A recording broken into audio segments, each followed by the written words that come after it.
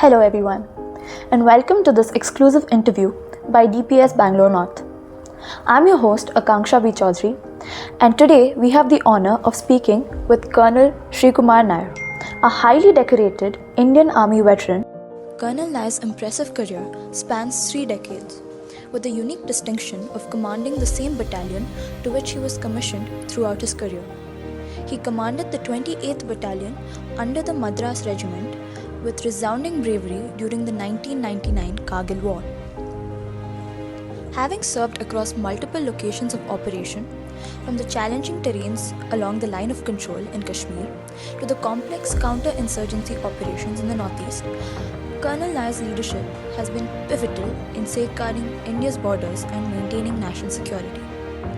As a highly experienced infantry officer, Colonel Nair's contributions to India's defence have been recognised with numerous honours, including 2 Sena medals for gallantry.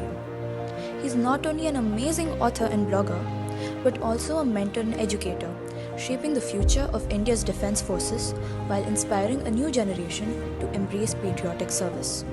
It is with great respect and admiration that we welcome you, sir. Thank you for joining us today. Thank you.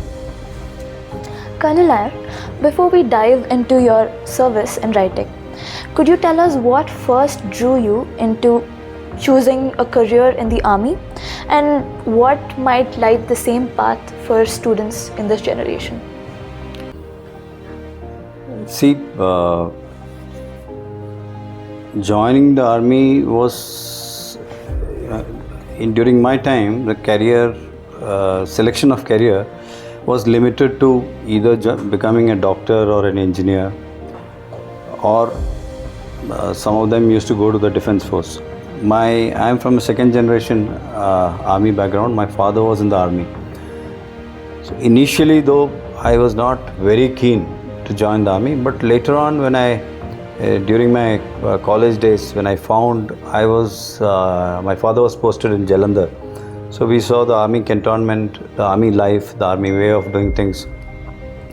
I happened to see a young officer who had got down, there was a small crowd and how he was controlling the whole thing. So somewhere it struck me as to why I can't be like him, why I can't join the army. So that is where I decided to join the army. So I will not say advice, you are all very learned people here. So I would only say that think of army or the defense force as a career, as another option in your life. It is not merely like everyone going for software or looking for, don't misunderstand me, but today everyone wants to join somewhere where they can make money. Money is not everything. Today, whatever respect I have, a simple thing like you people, you have students, you have come here to interview me, that itself shows that if I were a person working in a corporate field and maybe earning lakhs or crores, he or she would not have had that respect which I am having now. Whenever I walk into any place, when I say I am so and so, the respect which I get, that money cannot buy. Yes. So my advice or my suggestion to all of you is try and look army as a career which will give you respect, where you can serve the country, where you can look forward to giving something back to the nation. Yes. Can you also tell us about your early days in the academy, how you adjusted and what was the difference and similarities with army training and other armed forces? See, I joined Indian Military Academy after my graduation. So there was no pre-course, or there was nobody who had told me what life is going to be in the Indian Military Academy. So when I joined, initially, of course, the life was very, very tough. Not only the training part, but the life itself. The seniors used to make us ensure that we are physically and mentally alert throughout the day. And the rest of the things were very well taken care of. We used to have excellent food. Stay was excellent, very, very well taken care of. But the training part was extremely tough.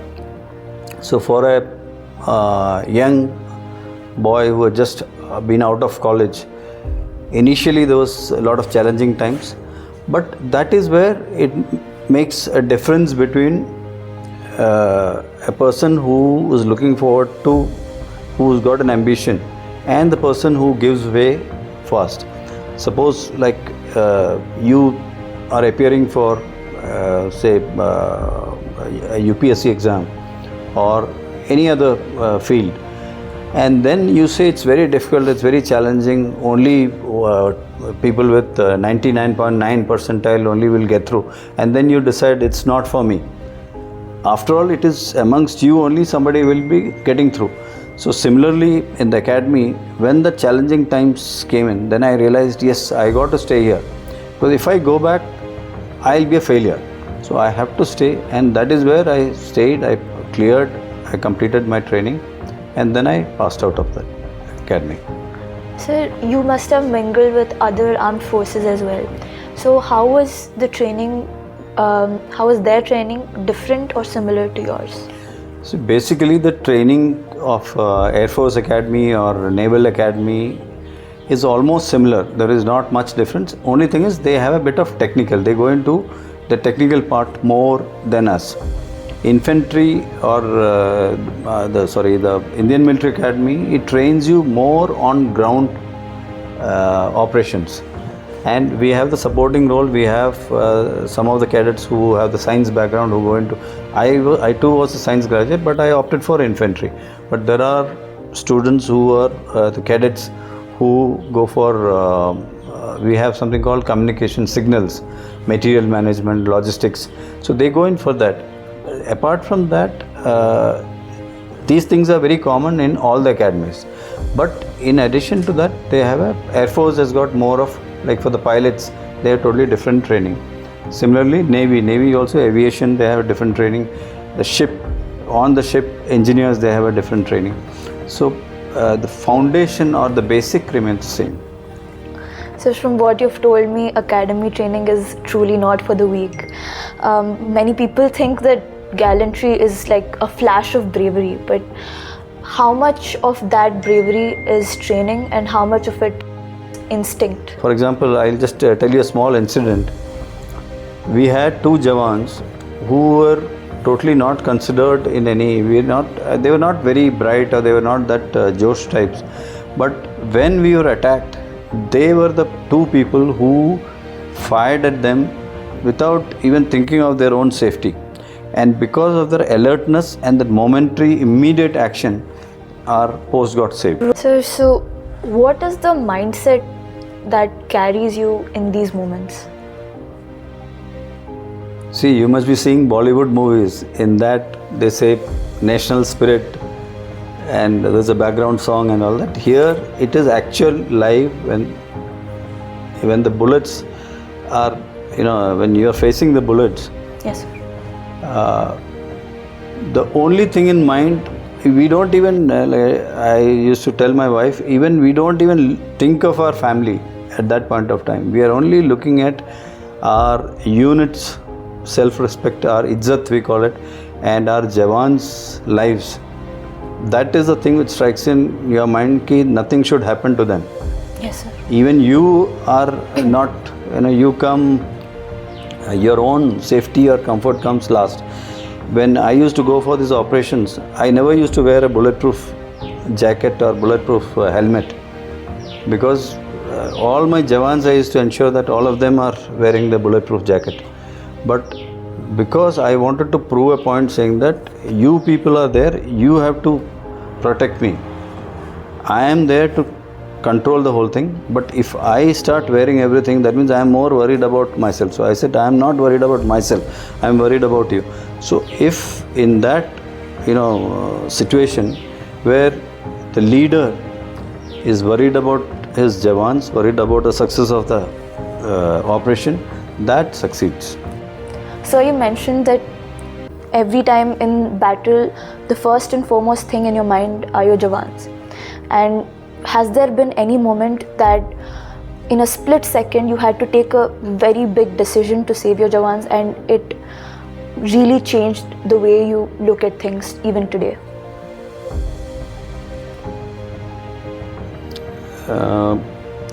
We were in a, it was close combat. We were firing, the firing was going on, they were firing at us. I'm talking of about 4,000 meters. So there was one Jawan and an officer in front of me, and I was on the lower slope. So I saw that his feet down below was totally chocolate in color. This portion, the ankle portion, was chocolate in color. So I realized that he's been hit. I realized that a bullet had passed through his leg, and I told him in Hindi, I said, "Tere ko goli laga hai." He said, "Nahi sab."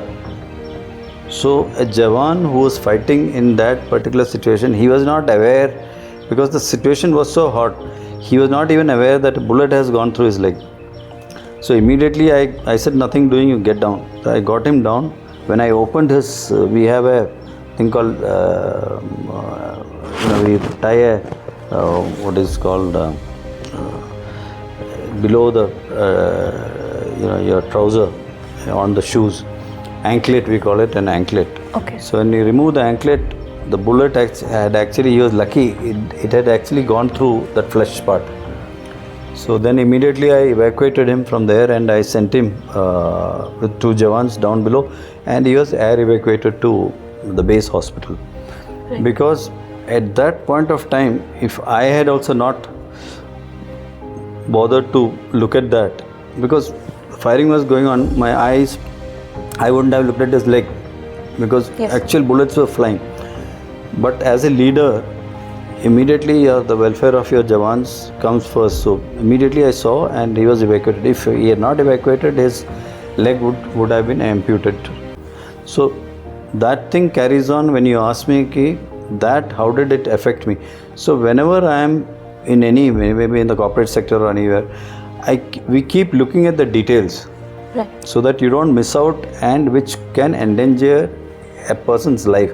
For example, you are driving, so you have to be careful whether somebody is from left, right, somebody is coming, or any danger can, we have to foresee the danger. Sir, you fought for our country in the most harsh conditions, from deserts of Rajasthan to the cold, high altitude terrains of Kashmir to the middle of the forest in Nagaland. Which battleground was the toughest to endure, and what lessons did it teach you or your Jawans?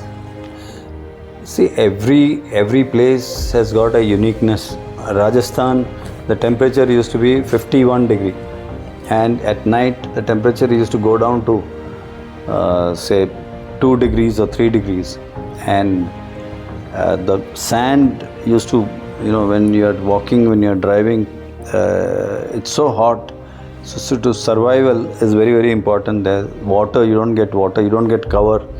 So, and then the view or the observation by the enemy, they can see you from a far distance. So you have to be very, very careful in that area, how you hide yourself, how you protect yourself against nature as well as against the enemy. If you go to Nagaland, there also the secondary forests are there, the leeches are there. There are, in those forests, suddenly you'll find you're caught in, there's in cloudburst, when you're crossing a small river. A lot of the vagary of nature is different from in Rajasthan, different in Nagaland. In Kashmir, in Sikkim, it is totally different, because you are everywhere, wherever the border areas are there, we have to fight 2 things. We have to fight nature, we have to fight enemy. So like Siachen, where there is a minus 30 degree, minus 40 degree temperature, how do you survive that? Survival is more important at that place. Yes, sir. And then you have to fight the enemy too. Sir, you have mentioned many of these stories in your blog as well, and in your book Leopard in My Room, and you have often used humor in these very harsh realities, very dire conditions. What role does humor play in processing your memories? Apart from the physical challenges as well, what role does mental toll play in a soldier's life? See,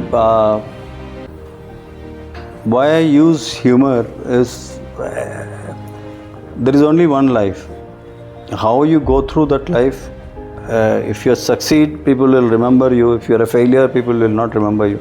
So you have to do it anyway. So in the army, we say that when it comes, when there is a situation, it demands, you do it. So it's better to face a situation smilingly. There's no point in crying over it. You're told that you got to attack a feature and then you keep crying. Because in the army we'll be suddenly, suppose there is an operation, very few will be selected and say you form a team, you form a group and go there. Or even during Kargil time, and we are there, like I told you, we don't at that point of time, neither are we worried about gallantry award, we think about gallantry, neither we think about our lives.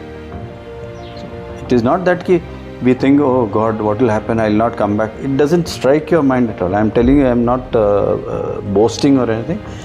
We had faced those situations wherein it didn't even strike your mind that you will not come back. That and all comes later. When you are come back to your base, then you think, oh God. But at that point of time, it doesn't strike you. You are fully in the moment. Yeah, you are fully in the moment. So you've told like all of these stories, and it's evident that a strong mentality is extremely important to even serve in the armed forces. What was your journey of realizing that, and how did you find humor as a way to interpret this rather than a dramatic storytelling?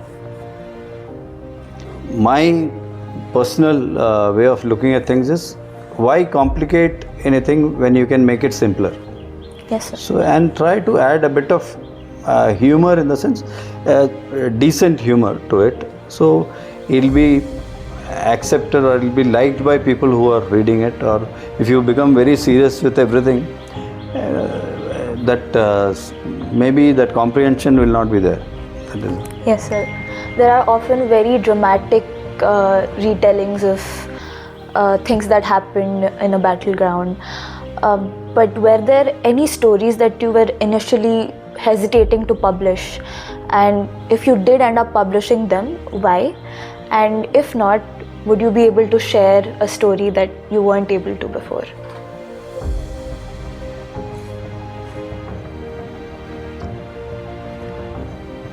No, there are instances in your life, when you actually face near death, or when you have missed death by a few centimeters or inches. If you tell, if you convey the same thing, or if you document it, if you tell people who have not been there, they may or may not understand. And what we go through is very, very difficult for, especially like now you are there, if I tell you in Sikkim or in say high altitude or in Kashmir. Yes, sir. We did this, we did that, and you must have heard a lot of stories. So if it's very difficult to convey to somebody what we did. So there are certain things which we don't say, we don't make it public, because what we have gone through, it's very difficult to make, that mental state, what we have gone through, it's very difficult to tell others. Most people would not understand. They would not understand. For example, I was we were nearing the place where the terrorists were hiding, and suddenly they came to know, because of one of my Jawan had slipped. So they started firing, and I was in slightly on a higher ground, and I was trying to look, and I told you, like, I never used to wear helmet or jacket. Yes, sir. Suddenly there were leaves on top of my head, maybe about a few centimeters. So suddenly there was a JCO who was with me. We heard the noise of the bullets hitting those leaves. just went past. So it was only a question of maybe a few centimeters. Because when it hits, that means the bullet has gone. Yes. When you hear the sound, the light travels faster than sound. So that means it's already gone past. But he immediately pulled me down. So he was not worried about himself. He was worried about me. What will happen to me? Okay, he just immediately. So there are so many of them. It's become very difficult. If I tell somebody, they'll say, "Why you are not wearing that? You should have worn that." Yes. Or what was the necessity of? People think commanding officer doesn't go into battle. He'll remain in the base or in the operational room and start planning. It doesn't happen like that. So we have to be with the men. We have to be in the forward area. So it takes somebody in the forces to understand what happens in the forces. Yeah. I see. But being a writer yourself, it's imperative to not only write but also read. And you have mentioned before that your favorite author is Frederick Forsyth. Could you please tell us what about his writing resonates with you? And could you recommend some books besides yours, obviously, that students who are aspiring to join the forces or be involved in similar scenarios to read? See, why I liked Frederick Forsyth is if you read his fiction, most of his writings are where you can feel that you are in there, you are participating in that, or you are along with that hero of the, in the book. You feel that you are seeing, you are witnessing that act. And his stories are such, when I start till I finish, I don't keep the book down. So they are very, very interesting. See, as students, there are so many books you can read, but not necessarily that will motivate you to join the defense or anything, but it will help you, inculcate a sense of leadership in you, a team bonding, a leadership. Like, for example, you should read about the Israel, the 6-day war, Yom Kippur war. That is where true leadership, you can see the actual leadership on the battlefield. How, what you see in movies, they don't portray the actual things. I mean, they cannot, because if they portray the actual thing, people will hardly go and watch. They want to make it dramatic. Yes, sir. For example, like a grenade, grenade. Yes, sir. The fuse, when you remove the pin, you have to count up to 7. When you count up to 7, it will blast. So 1, 2, 3, 4, 5, 6, 7, it will blast. So before that, you got to throw the grenade. So that is where, in one of my operation, we realized that when you count up to 7, that grenade, it reaches where the militants were hiding, the grenade would come rolling down. So he had to reduce the count. What he used to do is, earlier what we used to do is you just take the pin 1, 2, 3 and he used to throw. Because by the time he reaches 7, it would blast in his hand only. So what he did was, he used to count 1, 2, 3, 4, 5 and then he used to throw. Okay, he had that split second of 2 counts before it would blast. So what I was telling you is, such scenes, such such revelations or such writings are not, such happenings you don't find in, say, Bollywood movies or the Hollywood movies. So the leadership, you can inculcate a sense of leadership or what actually goes into battle. You can read about Israel, or there are so many leadership books are there. Stephen Covey's book is the 7 series of 7 characteristics in a human being for leadership. Then there are various leadership books are there that you can just read in try and understand. That will help you, at least if not joining the army, it will make you a better person. It will help us empathize with people more. Empathize with people more, maybe it will grow, it will make you more self-confident. Right. you've been in a disciplined routine since decades. First in school life, then in the academy, and consequently in the when you're in the army. And because of that, there's the saying, once an army officer, always an army officer.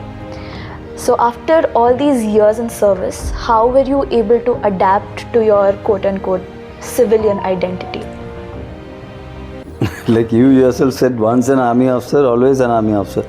So it was very, very difficult for us to get accustomed or used to the civilian way of life.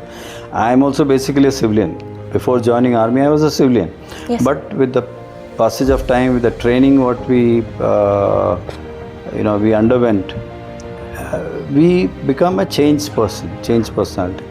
So my request or my my way of thinking is, even the civilians should start. They cannot be 100%. They are not trained people, but still there are so many things which they can do in their own way of life. Firstly is the time.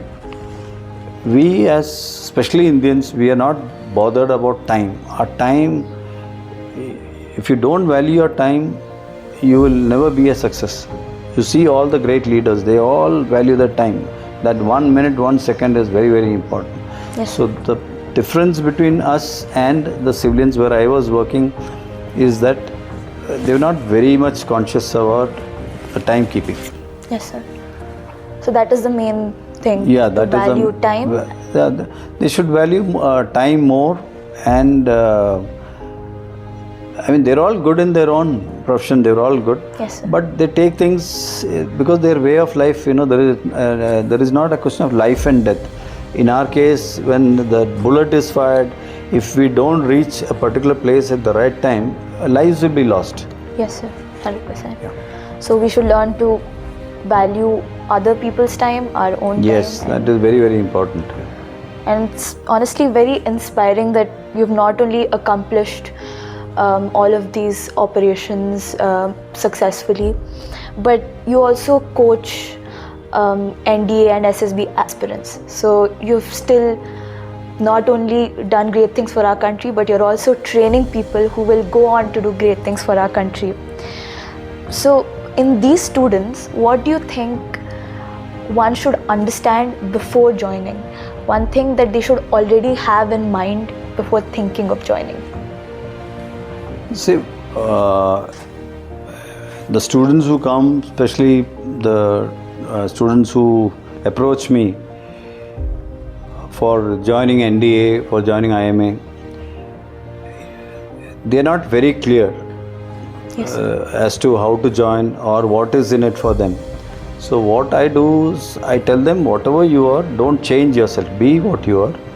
Only thing is, try and learn from somebody who's more knowledgeable than you about, one is about leadership, one is about the self-confidence, and mainly it is self-confidence, how you go into anything. For example, you are appearing for an interview, you are appearing for a test, you should be confident about yourself, your ability. Let nobody else tell you that you are not capable or you are not up to that. So in any field, unless and until you are you have the self-confidence, you know that yes, I can meet this situation or I can overcome this, it's very difficult for you to, nobody can push you to that. You have to be first self-confident, you have to be confident about yourself. So generally, first thing I tell them is, start day one thinking, I will get through, I will succeed. That should be in your mind, then you go all out for it. Okay. So The self-belief which is there. Self-belief, self-confidence. I think that is truly valuable for anyone, not just somebody who wants to join the forces. And when these students approach you, are there any misconceptions or any myths that they believe in? You want to resolve that or clarify that?